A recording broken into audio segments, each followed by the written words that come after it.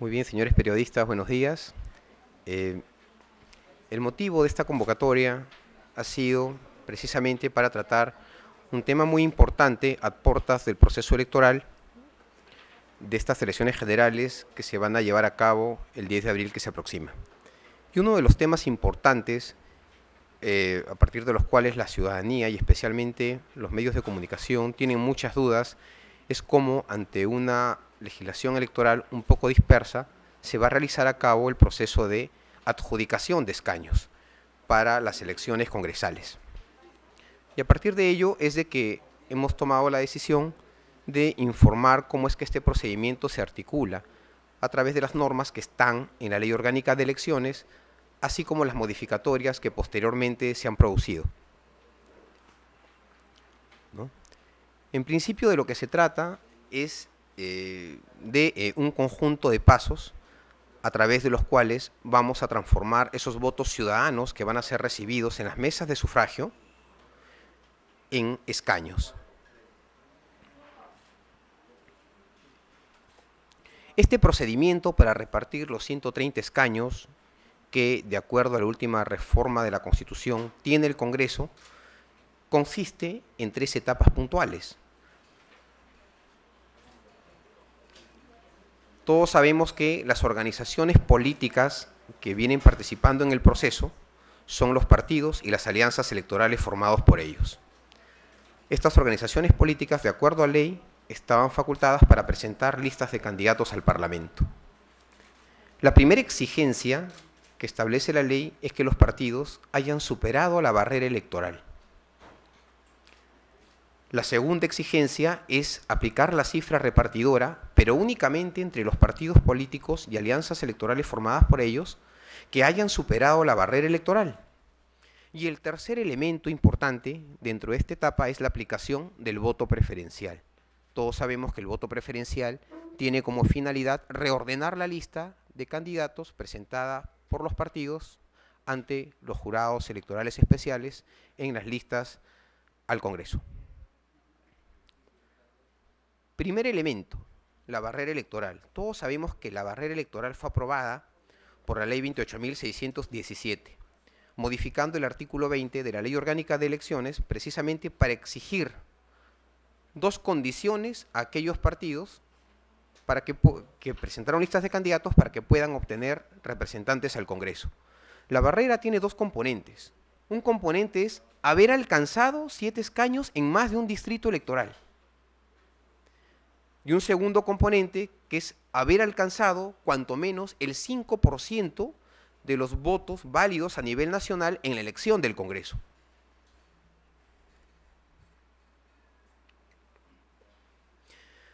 Como les decía, el tamaño del Congreso ya no es de 120 escaños, sino es de 130.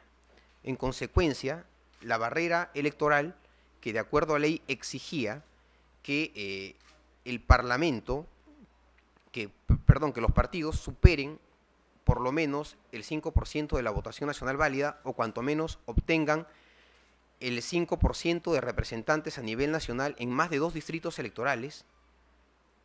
Como el Parlamento ya creció en tamaño, pasó de 120 a 130, el Jurado Nacional de Elecciones, como supremo intérprete de la ley electoral, ha establecido que para este proceso electoral, con este nuevo tamaño que tiene el Congreso, la barrera es haber alcanzado por lo menos 7 escaños en más de un distrito electoral, tal como lo establece la resolución 015-2011 JNE, que también está colgada en nuestra página web. El jurado también, para poder cumplir con esta condición, ya anteladamente ha emitido la resolución correspondiente estableciendo cuántos escaños, cuántos congresistas tiene cada distrito electoral. Ahora vamos a contar con 26 distritos electorales y cada uno va a tener una determinada representación ante el Congreso, ¿no? Vemos este cuadro que está también en la resolución 2529-2010 JNE, que también está en nuestra página web.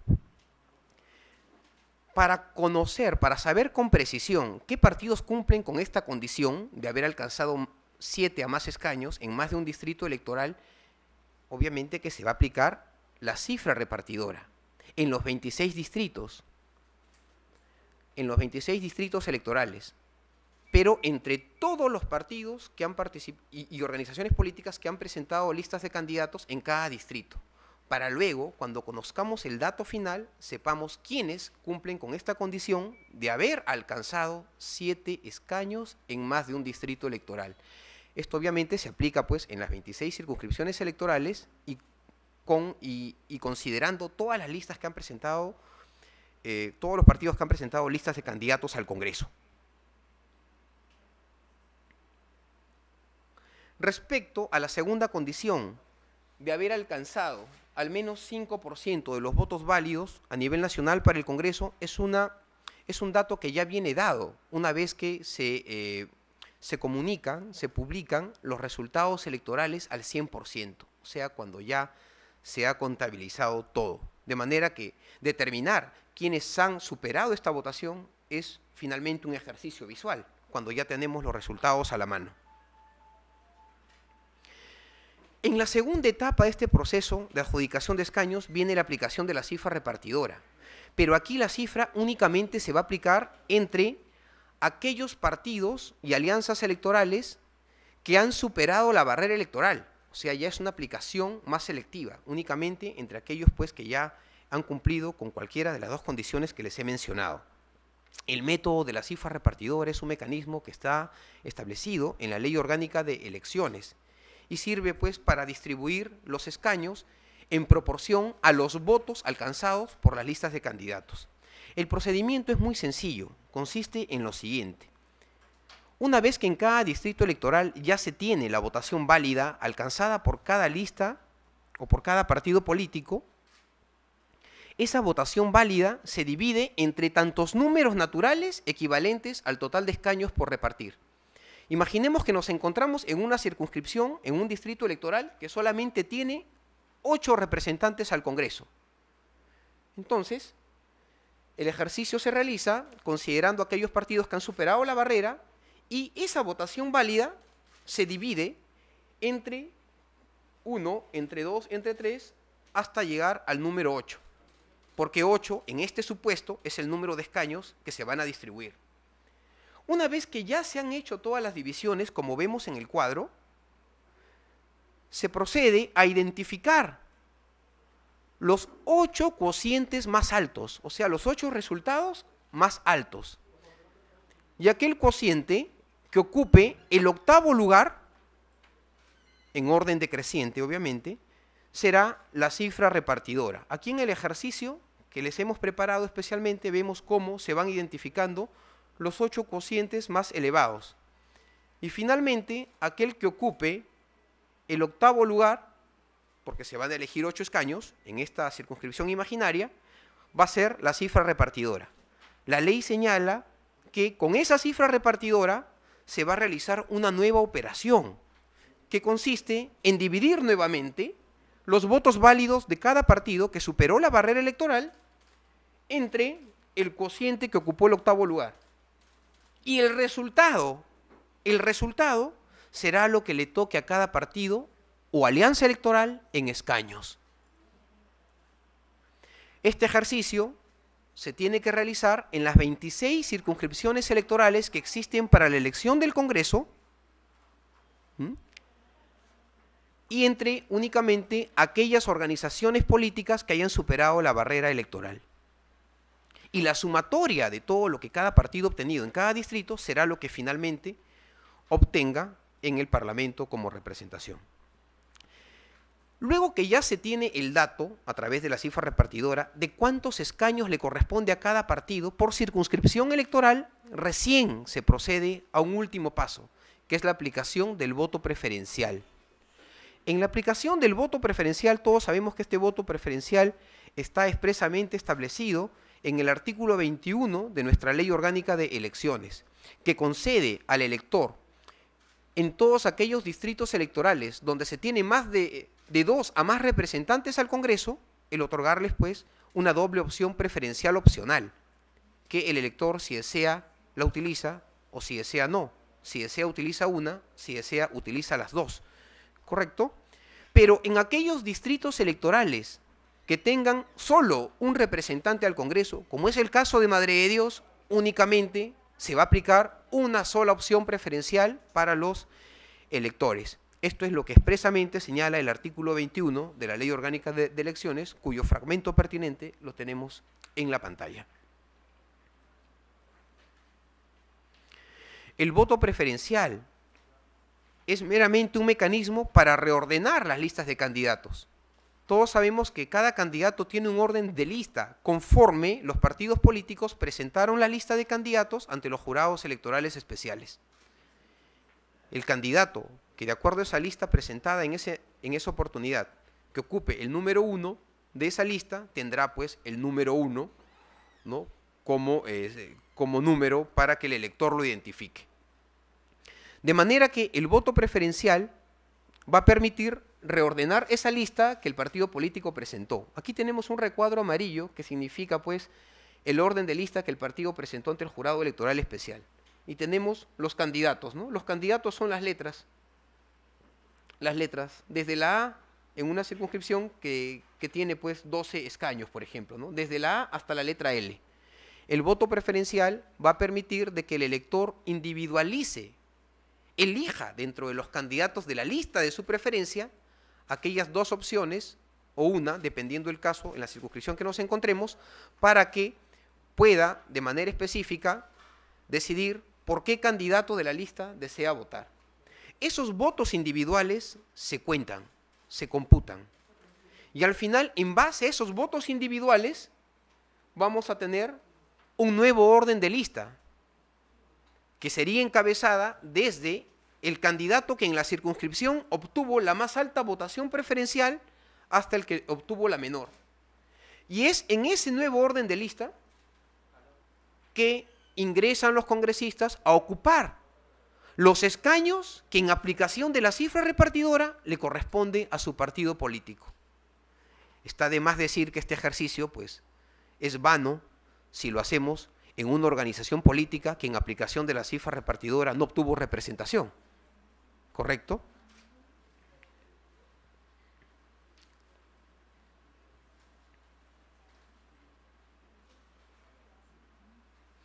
Entonces, finalmente, aplicados estos tres pasos dentro del procedimiento de adjudicación de escaños, es que vamos a tener con precisión cómo va a estar configurado políticamente el nuevo Congreso. Cuántos escaños le va a corresponder a cada partido político. Vamos a poder distinguir quiénes superaron, quiénes no pasaron la barrera electoral y finalmente, qué candidatos de cada lista presentada son los que van a ocupar los cargos congresales. Esto es, en síntesis, lo que queríamos compartir con ustedes a efectos de que podamos tener de manera un poco más clara cuál es el procedimiento que se sigue en esta transformación de los votos de los ciudadanos en escaños para el Congreso de la República. Con ello culmino esta presentación y quedo pues a las preguntas que sobre este tema, objeto de esta conferencia, ustedes me puedan formular. Y gracias por su atención.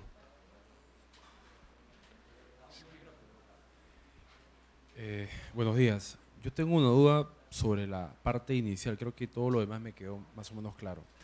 Pero en el momento, cuando se determina qué partidos han alcanzado por lo menos 7 escaños en más de un distrito electoral, ¿cómo lo determinan si la cifra repartidora se aplica luego?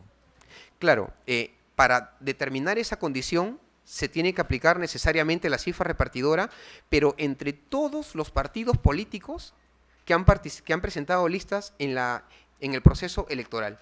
Entre todos.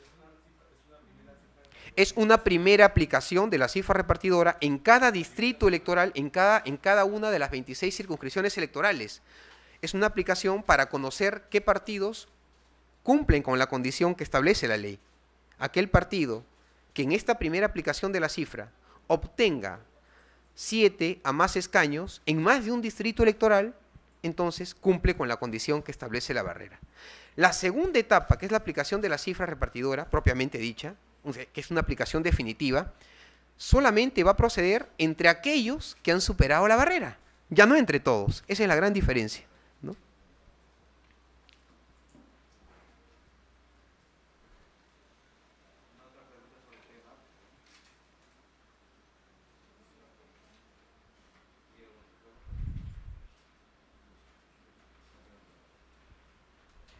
Disculpe, ¿podría poner un ejemplo más claro sobre el tema de la aplicación de la cifra repartidora? Por supuesto. Lo que pasa es de que el método es universal porque está en la ley. No se, pero se aplica, bueno, en cada caso concreto, ¿no? Miren, imaginemos que la vamos a aplicar en un distrito electoral donde se va a elegir a 8 congresistas. Lo que señala la ley es que la votación válida, o sea, la votación alcanzada por cada partido político, se va a dividir entre tantos números naturales equivalentes al total de escaños por distribuir en este distrito. ¿Correcto? En el caso concreto, vamos a elegir a 8. En consecuencia, vamos a dividir cada votación alcanzada por cada lista, por cada partido, entre 1, entre 2, entre 3, entre 4, entre 5, hasta llegar a la división entre 8. Vamos a repetir el ejercicio con la votación válida de cada una de las organizaciones políticas que han participado. En este caso hipotético lo hemos hecho con 4, para efectos de poner un ejemplo más gráfico. Luego de que ya hemos hecho el ejercicio de las divisiones, se procede a ordenar la lista en orden decreciente, de mayor a menor, a efectos de identificar aquel cociente, aquel resultado de la división que ocupe el 8º lugar. Así lo establece la ley. Si tuviésemos que elegir a 5 congresistas, el orden sería para ubicar aquel cociente que ocupa el 5º lugar. Se trata de identificar el cociente que ocupe el lugar de la cantidad de escaños por distribuir. ¿Correcto? O sea que eso sí va a depender del distrito electoral en el que nos encontremos. En el caso de Lima, nuestra cifra repartidora va a ser el cociente que ocupe el lugar 36 de la operación. ¿Correcto? Pero en este caso, aquel cociente que ocupe el 8º lugar será nuestra cifra repartidora. Y procedemos pues a identificar, de acuerdo a los resultados que ya tenemos en la tabla, cómo es que llegamos a los 8 cocientes más elevados. Y el cociente que se ubica en el 8º lugar es nuestra cifra. Pero, ¿qué nos dice la ley respecto a lo que tenemos que hacer con la cifra? Nos lleva a una nueva operación, que consiste en dividir los votos alcanzados por cada partido político, que es lo mismo que está acá. Pero ya la división va a ser entre la cifra. Este es mi 8º cociente. Y la división, la nueva división va a ser entre la votación alcanzada por cada partido y la cifra repartidora, el 8º cociente. Y esa operación me va a dar un nuevo resultado. Y es en base a este nuevo resultado que se determina cuántos escaños corresponde a cada partido político. ¿Correcto? Y finalmente, pues, ya tenemos los resultados en este distrito electoral, ¿no? Al partido A le tocaría 4 escaños, al partido B 3, al partido C 1 y al partido D 0. Y ahí están los 8 escaños distribuidos. Ese es el procedimiento que establece el artículo 30 de la Ley Orgánica de Elecciones. Sí. Después de hacer la división, si por ejemplo veo aquí en el ejemplo 1,9 en el caso del partido C, 0,8 en el D, ¿quién se lleva el escaño? El que tenga el mayor... Bueno, la parte entera siempre es la que determina. Pero en el decimal me refiero. Claro, la parte entera. Lo que ocurre es de que matemáticamente nuestro método de la cifra repartidora no nos lleva a la aplicación de decimales.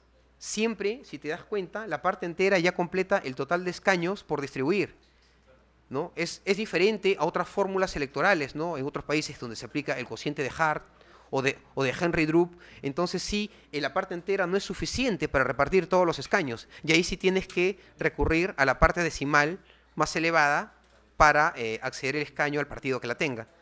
¿Qué seguridad tienen ustedes con el tema de la cifra repartidora, teniendo en cuenta que es el mayor problema que enfrenta a los integrantes de las listas congresales de cada partido? Siempre hay un problema en cuanto a quién ingresa, quién no ingresa.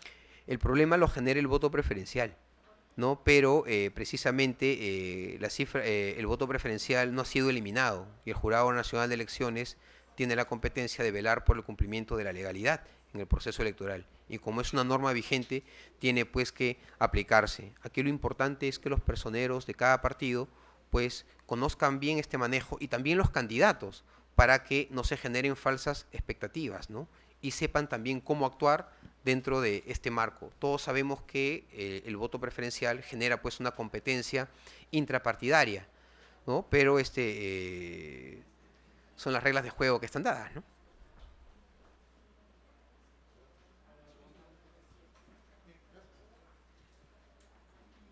Sí. Perdón. Los partidos minoritarios, por ejemplo, ¿qué posibilidades tienen frente a los grandes, puesto que tienen que trabajar en el conjunto del país? Claro, efectivamente, ¿no? ¿Parten con desventaja Su lucha está por superar la barrera electoral, ¿no? Su lucha está por superar la barrera electoral. Ojo que la ley que aprobó la barrera electoral fue sometida a un análisis del Tribunal Constitucional, que en su momento declaró la constitucionalidad de la ley 28.617 que estableció la barrera, como también ha ocurrido en otros países, ¿no? Como en España y Alemania, donde la imposición de una barrera electoral no se condice con el pluralismo, con la representación plural de la sociedad en el Parlamento, precisamente porque lo que se quiere también es que esa representación plural dé también condiciones de gobernabilidad y no tener un Parlamento tan fragmentado que dificulte la aprobación de leyes y de decisiones de este poder del Estado, que es el Parlamento.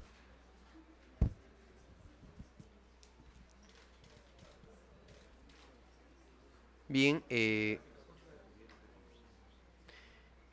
ahora es muy importante poner énfasis en la aplicación de el voto preferencial, ¿no? Más que todo porque el día de hoy una importante columna periodística ha publicado una nota respecto a la aplicación del voto preferencial.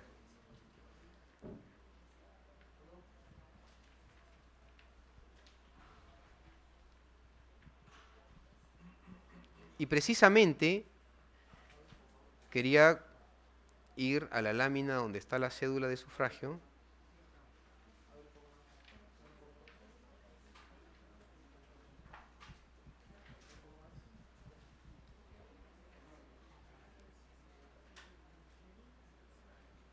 Para indicarles pues que el voto preferencial se va a aplicar tanto en la elección del Congreso como de representantes ante el Parlamento andino. Y vamos a ver pues de que son 3 elecciones simultáneas, donde cada elección tiene su propia votación. Y en la elección del Parlamento, en la columna de la elección del Parlamento, vamos a encontrar que existen 2 casilleros. 2 casilleros precisamente para que en circunscripciones como Lima el elector pueda ejercer esa doble opción preferencial. Esos casilleros no son para que el elector ponga los dígitos del número del candidato de su preferencia. Por ejemplo, si voto por el número 45, no es para que cada casillero sirva para poner el número 4 y el número 5, porque en ese caso el elector no estaría votando por el número 45, sino por el candidato que está en el número 4 y en el número 5. ¿Correcto? Es muy importante que el elector haga un uso correcto del voto preferencial. Bien, también es importante que el elector conozca a los candidatos y los números que estos candidatos tienen en cada distrito electoral. Van a haber circunscripciones donde la lista únicamente es integrada por 3 candidatos, como son aquellas circunscripciones que tienen 2 escaños, Tumbes, Tacna, Apurímac, Huancavelica. Madre de Dios tiene un escaño, pero los partidos han presentado listas de candidatos de 3 candidatos. Entonces, en estas circunscripciones, el elector tiene que saber cuál es el número que tiene en la lista el candidato de su preferencia para poder emitir un voto preferencial de manera correcta. De acuerdo a nuestro ordenamiento jurídico, hemos visto pues que el artículo 17 de la Ley Orgánica de la Oficina Nacional de Procesos Electorales tiene por función orientar al elector en esta materia. y es una función muy importante, ¿no?, que corresponde a este organismo realizar. El Jurado Nacional de Elecciones se orienta también y con énfasis un poco más amplio a lo que es la función educativa, que dicho sea de paso, le estamos cumpliendo cuando a través de estos mecanismos podemos dirigirnos hacia ustedes para explicarles un mecanismo, un tema tan complejo como es este procedimiento de adjudicación de escaños, que no está ordenado en la ley de manera consecutiva, ¿no?, sino que se articula de acuerdo a la interpretación y procedimientos que nosotros estamos estableciendo.